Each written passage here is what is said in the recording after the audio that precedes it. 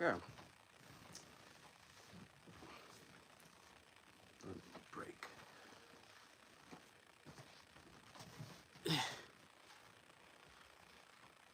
Okay, I'm comfortable.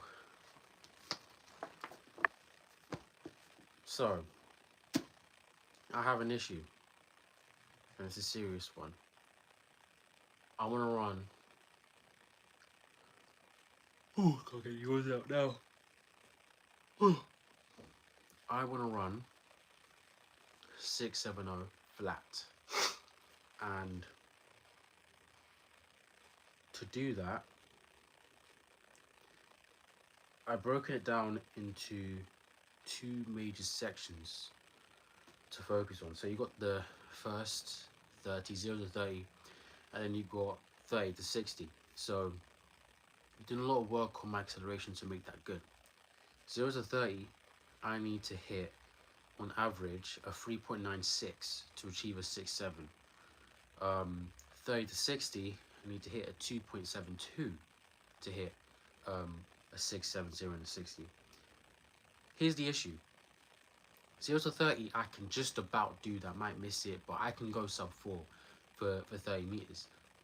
The issue comes when we drift to 30 to 60, my supposed strong area.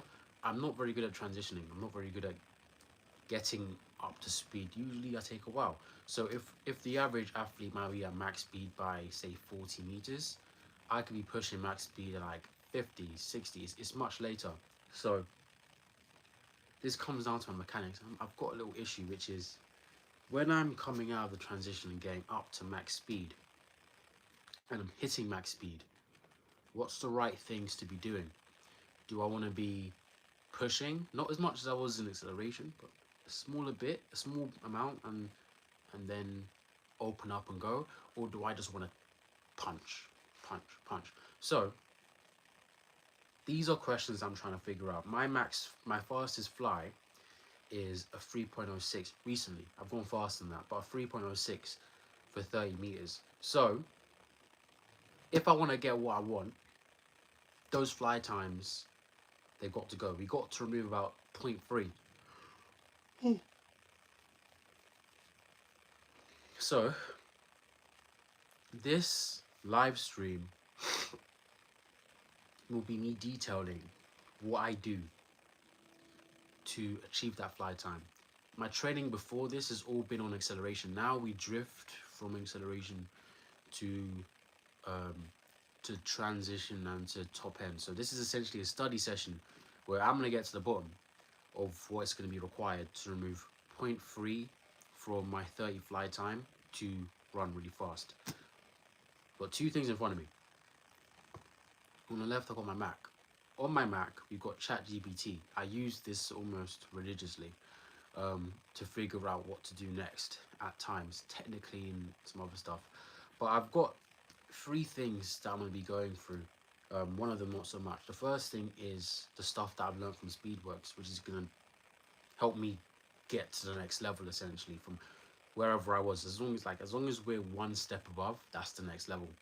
But I already know what to be doing, how to be doing it there, so there's not much to worry about. But what I want to focus on is the bigger picture, which is how to move. I want to imagine I cannot move well and then move well. It's simple. So ChatGPT, and then I've got this book, Mechanics of Sprinting and Hurdling, by the late Ralph Mann, who is late because he's dead. But this is essentially a sprint Bible. If anyone wants to ever give you a book to read or recommend a book to read on sprinting, it would probably be this, because this is as detailed as it gets when it comes to sprinting. So, since acceleration is already good, the question comes from making my top end also good. So we're just going to scroll 146.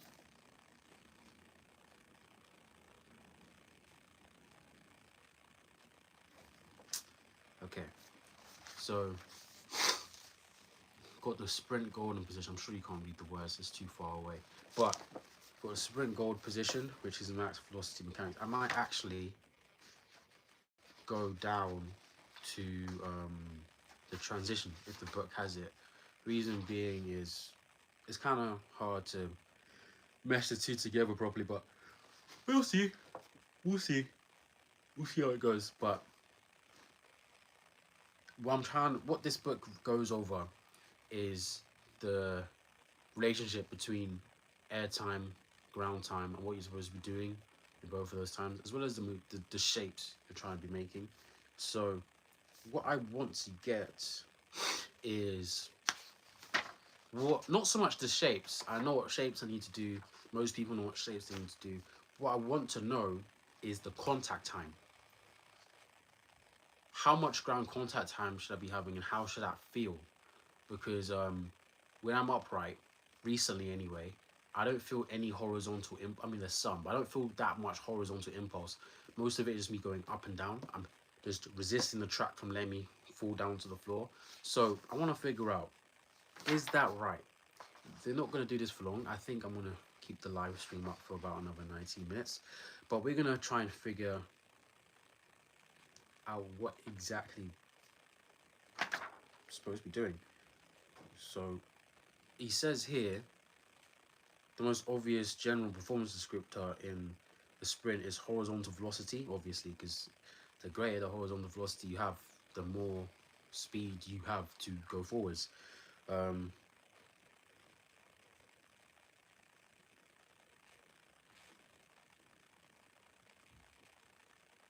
So he says here, he's got here a graph, men and women. I'm gonna do a little show. It's a bar chart. So he breaks it down into 3 parts. What my finger is the separator between the men and women. The men's up top, the women's below. So women, men. And he's got poor, average, and good for horizontal velocity. So poor is 10.17, average is 11.3, good is 12.5. I'm in the poor section, most likely, because I don't have a top end of someone says like, don't worry about the book, because I'm not reading to anyone. I'm just trying to figure this story on my own sprint out. So I would want to get my horizontal velocity to 12.5. That would put me in elite levels. 12.5 meters per second of horizontal velocity is literally elite numbers. That's up there with like Bolt. Literally, it's up there with Bolt.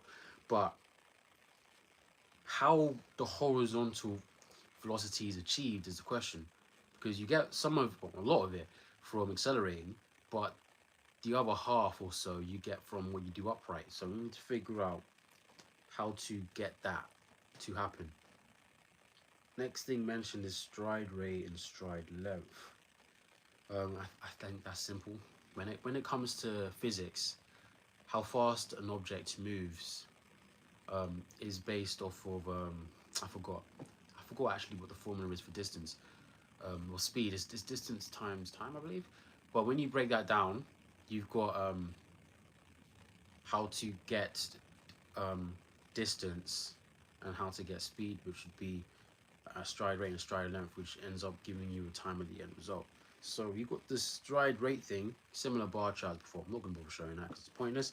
And he says a good stride rate is 492, which should be in hertz, or steps per second. Hertz, steps per second, are the same thing. So the poor one is 4.3, the good one's 4.9.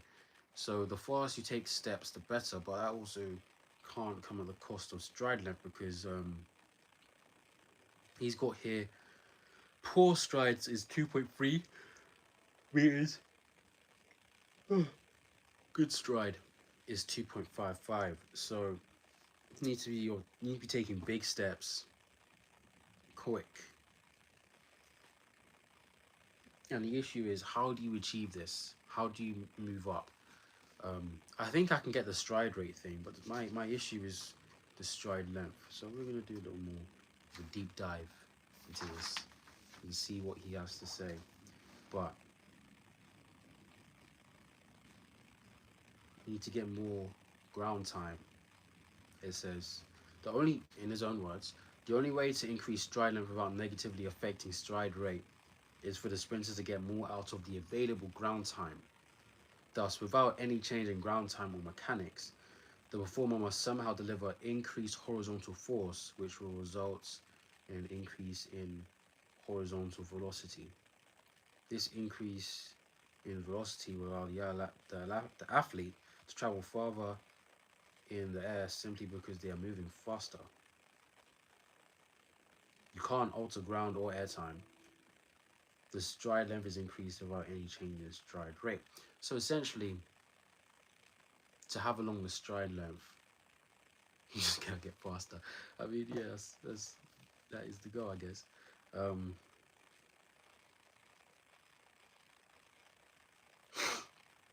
Something interesting about Ralph is he has more of a focus on stride rate than he has on stride length. He deems stride rate king over stride length, which I mean, I guess you can agree with. Like, it's not like you can take one step and cover 100 meters. You've got to take steps. You've got to be quick. But there is a bare minimum length of stride length that you're going to need for every single stride, or it's kind of just pointless. So now we're talking about ground time and air time. He's got a chart, probably for both as well. Ground time is on my front. Air time is over here. Air time's hard to measure. You're never really going to know if you're in the air for too long or too short, unless it's drastically too long or too short. But for ground time, the less time, the better. So poor is 0.095, good is 0.08. So again, the less, the better. Flojo is an athlete who has gotten a ground contact time, I believe, sub 0.8 before. Sorry, sub 0.08. So get on and off the ground quick. Hot coals. You snowman?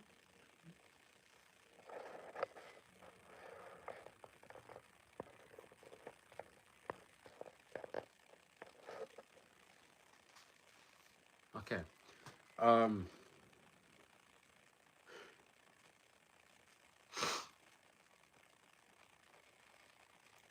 Says something interesting here, which is to achieve elite force production, you've got to have a high level of total force.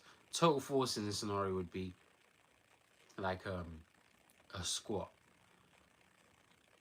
Someone who can only squat 40 kilograms probably wouldn't be able to outsprint someone who can squat 200 kilograms because they can produce different levels of force. Maybe they could, but after a year of training, for example, saying you just get two untrained people in sprints, they're untrained in sprints, you can squat 200 kilograms, technically you're a powerlifter, but get two untrained people, teach them how to sprint.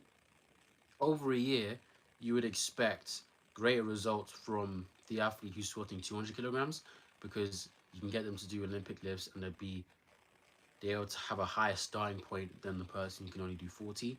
And then when you start doing plyometrics and the sprint technique and everything else with them, as long as they're mobile, you would find that they have an easier time just moving on the track. So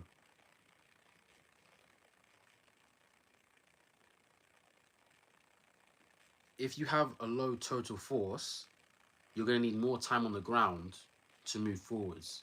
The higher your force, the less time you need on the floor to do the same amount of work. I hope that makes sense. So we're starting to piece something together because this is all max velocity mechanics.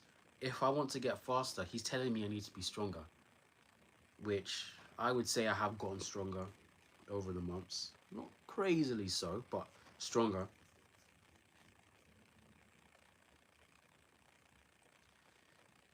And if I do that, ground time goes down, stride rate goes up, stride length stays constant, I get faster. You get faster, everyone gets faster. Um,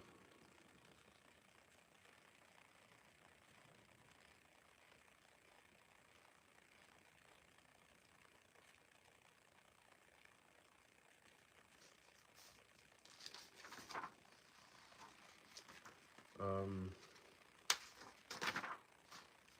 I'm going to skip over airtime a bit. I will note that a good airtime is about 0.12 seconds. A bad air time is actually longer than that, 0.13. And the poor air time is shorter than that, 0.11. So you've got to get that sweet spot, roughly where you feel natural sprinting without having to rush. If you rush, it's not going to go well. So you've got to feel natural in the movement. You shouldn't have to be trying to get your foot down. Your foot should just be getting down when it feels like it's time to get down. So don't fight the movement. I don't think I have much of an issue doing that.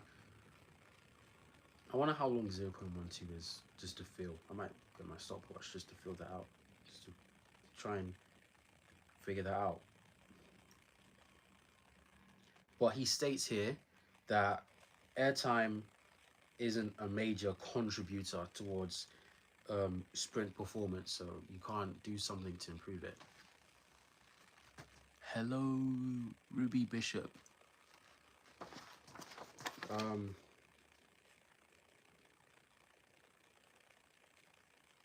Which means if airtime isn't a factor, everything else around airtime is a factor. So to increase my fly time, let's just put this all together from what we've gathered. If I want to get down to 2.7 seconds in a 30-meter fly, I cannot touch airtime. Airtime must stay constant. What has to change is everything else around it. So you've got to decrease the ground contact time, increase the stride rate, and they have what's the word? I forgot the exact terminology, but they've got an opposing relationship to each other. Negative relationships, something like that. But they got negative relationships. So when one goes down, the other goes up. When one goes up, the other goes down. And ideally, we want the ground contact time to be going down as low as possible, so the stride rate can go up. With that, the air time will stay constant. So I can't just quicken the steps. If I quicken the steps, that's going to interfere with my air time. We want that to stay relaxed, comfortable, wherever feels natural. Not too quick, not too fast. And as long as that's the case, what we worry about is having more total force to play with, so we can produce more force faster. If that's the case, I should be able to get off the ground quicker, and I should be able to increase my stride rate, keep my stride length the same. Saying my stride length isn't a major issue. He put down 2.5 for being good, so I'm probably going to calculate in a sec how long my strides need to be achieving that, and then we should get faster. Rather simple.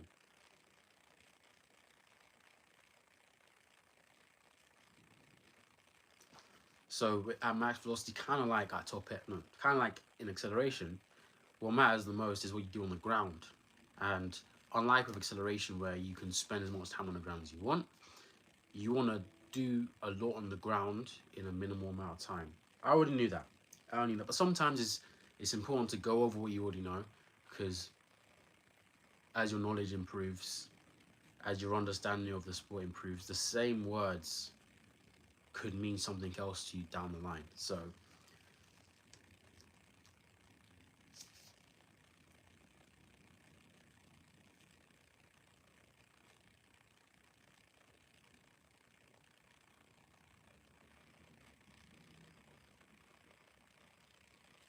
okay, so he says here, one of the best overall measures of proper sprint mechanics is the time it takes to get the foot or the upper leg into maximum flexion, which is a high knee position. So from the floor up, like that kind of.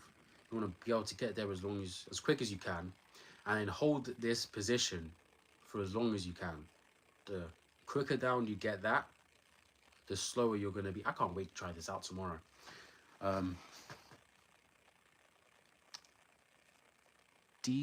DMI Strive Forever? I'm going to assume that meant high J.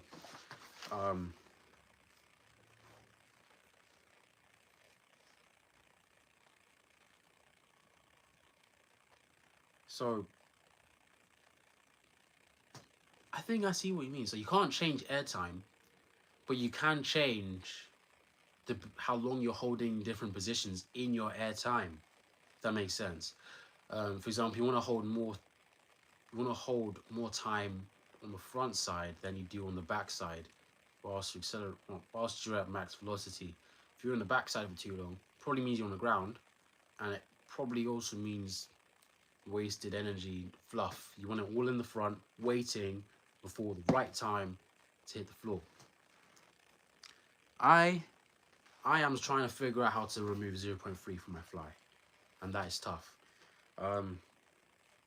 Okay, he says here, in addition, this delay in the time when the recovery leg, the leg that's in the back, comes to the front and is about to strike down, begins its downward movement, results in an increase in stride length, which is becoming more and more critical in elite sprint performance.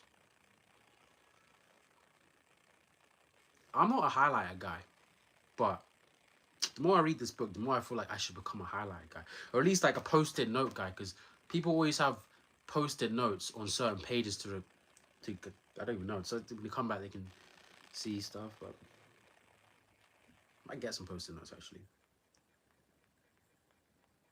So I need to delay the time. I mean, we just covered this, but I need to delay the time it takes for my foot to, well, delay the time before I initiate the foot downward motion and then start the downward motion, low ground contact.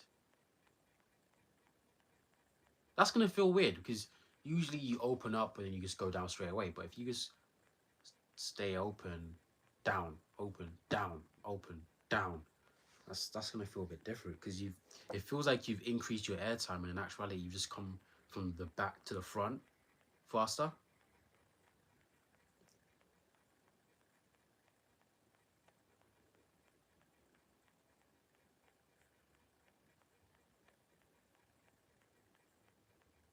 He says it here as well.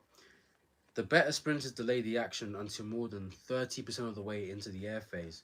So I don't have one of my phones or calculators here, but what is 0.1 times 0.3?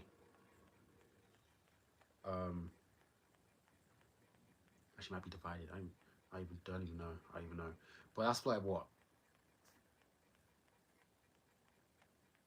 I can't believe this. I can't believe I can't do good maths. Should be about 0.4 though.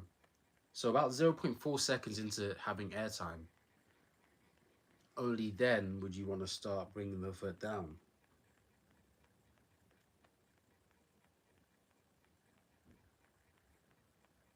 Ooh. So you want a high quality of recovery. You just want the foot that's behind you to get to the front as quick as you can. And he's got another graph for this. He's so thorough. I can't really show it because he's just so far away. But he says here, in essence,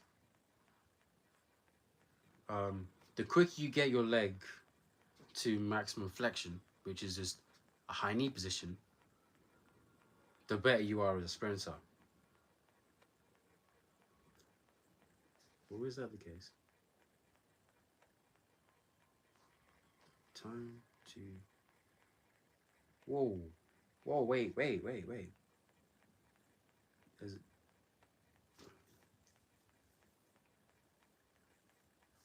I'm getting confused now. Where are you from now? Where are you from? I'm from London. I'm in the UK.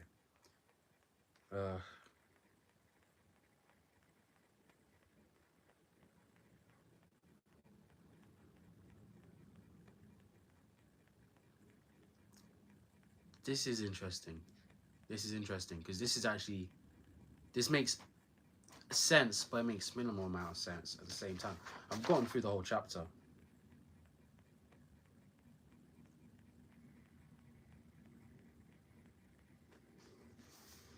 So now we got to the positions to be expected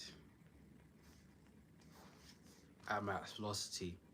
I'm not gonna show those too much to go over, but he says you need to have a high level of horizontal foot speed at touchdown, which essentially means if you're trying to go forwards, horizontal force or foot speed is anything forwards and backwards. And obviously, if you're trying to go forwards, your foot can't go forwards. It has to go back. So the faster you can get your foot to whip, the faster you're going to be. the floor is hot coals. So on and off as quick as you can. But I stick to my promises. It is free on the dot. GMT or whatever time we use in the UK in winter. I don't think it's GMT anymore. So that is it done. I've got more questions and answers. I didn't even get to use my Mac, but I've got more questions and answers because there's a lot to do, to figure out, and I'm gonna get onto finishing my research, which is probably gonna take me 5 hours or so. Who knows? We'll see. It's gonna take me a while. Even if I'm not actively doing it, I'll be thinking about it. But stay tuned for my next episode, Project 21. Don't know when that's gonna be. I think it's the 18th of January. Actually, I do know. It should be the 18th of January. So watch then. Hope you enjoyed me being confused, because I'm always confused in this. And I'll see you guys in the next one.